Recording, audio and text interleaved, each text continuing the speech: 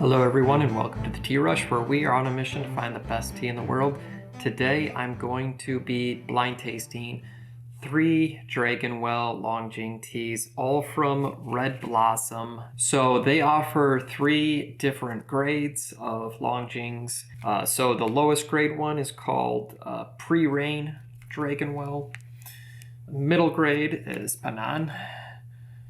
The high grade one they call our finest Dragonwell green tea. So I'm just gonna put these into 3 gaiwans and see if I can tell which one is the highest, priciest one, which one's my favorite. See if any of them are worth the price, because all 3 of these are extremely expensive. The cheapest one I think is like 80 cents a gram, and our finest Dragonwell I think is like over $2 a gram. So this is going to be an expensive session here. Let me just go ahead and put each of these into a tray. I will do the lowest grade one all the way on my left here. The Pre-Rain Dragonwell, that's what it's called. And then I'll do the Panan in the middle for the middle grade. There we go. Ooh, those are a little bit brighter. I don't think I'm gonna be able to do this blind actually, because I don't have a helper. I will definitely be able to tell the difference between those leaves. We will nix the blind tasting and just do a ABC testing here. There we go. And then our finest Dragonwell. So 3 different looking teas. Low, medium, high, although in theory they should all really be pretty high grade Dragonwell. Let's go ahead and heat up our gaiwans here so that we can give them all a sniff. And I'm just going to do the entire sample here into these tasting gaiwans.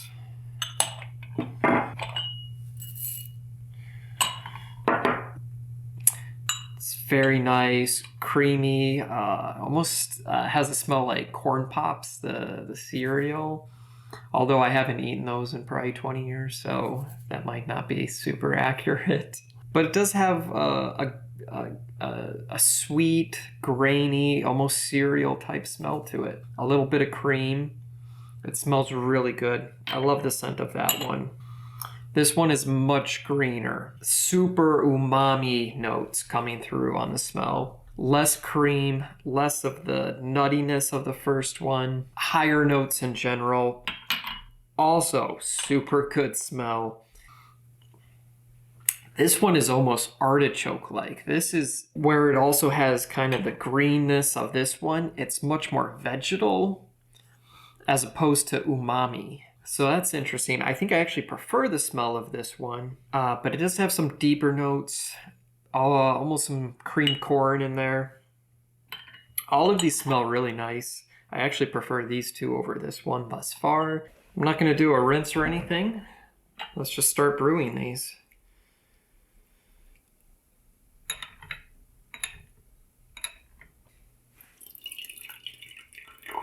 Okay, that's what the first one looks like. You can really smell the toast on these leaves. Also some greenness, but a little nuttiness, a little creaminess, and a lot of that toast. Let's see how it tastes.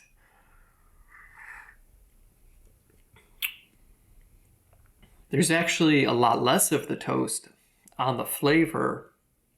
Overall, pretty good. It's light, not a ton of complexity to it. It's gentle, it's soft, it coats. They're nice leaves. There's no burst of flavor. I was hoping there'd be more creaminess and nuttiness to it, which are a little lacking. Simple, gentle, nice, pleasant. Okay, let's do our mid-range. Panan.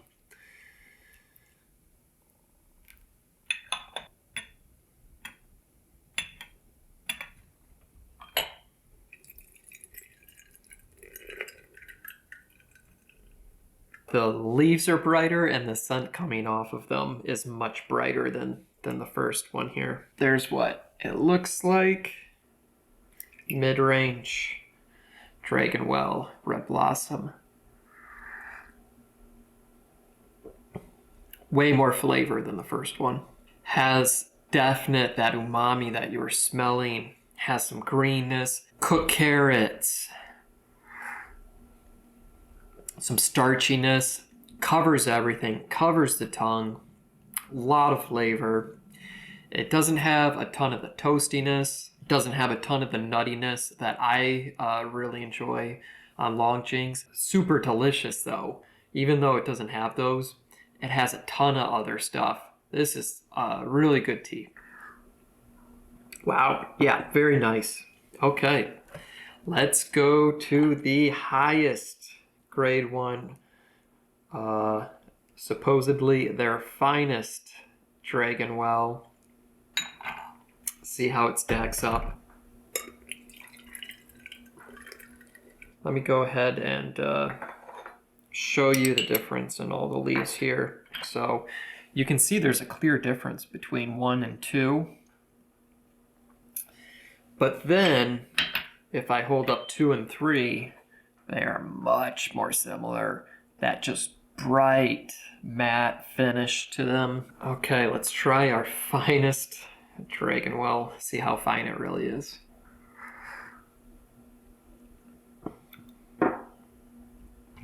Very sweet.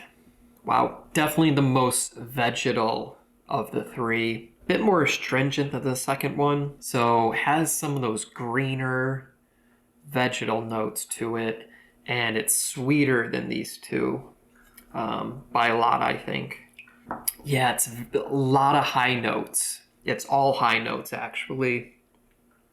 I'm not picking up any cream, not the same like umami that you get on the second one. No nuttiness, zero toastiness at all. Yeah, just very bright and high. It's very nice, but I definitely prefer the middle one over this. A little more pepperiness and the aftertaste lingering on the throat. Clearly very high quality. Yeah, a lot of fun. This is going to be a fun session for all three of these.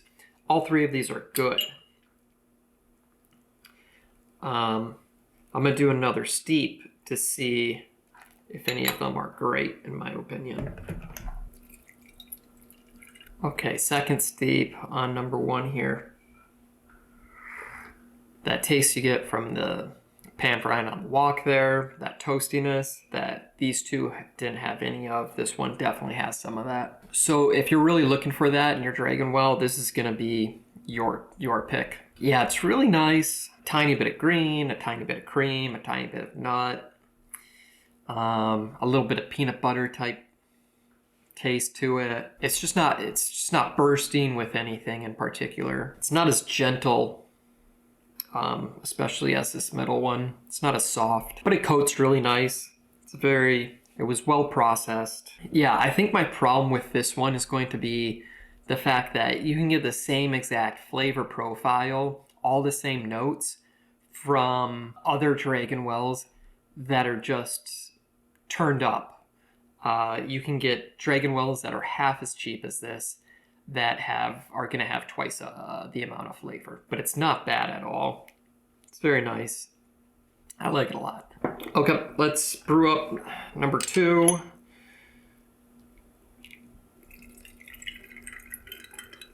Once again, I'm just enjoying the scent so much more that's coming off this middle one. Yeah, this one's gonna be my favorite for sure. So full. It has a real full juiciness to it. It just packs much more of a punch than the first one. It's so nice on the mouth. It's so full and covering and yet soft, and then it just lingers. It's so nice. What was this one, like $1.50 a gram? It's still way too expensive. I can't recommend like any of these based on price, but if you're gonna maybe think about splurging on one of these, that's It's definitely going to be my pick. It just has the wow factor that I think these two don't. Okay, let's do second steep on the highest grade. Okay.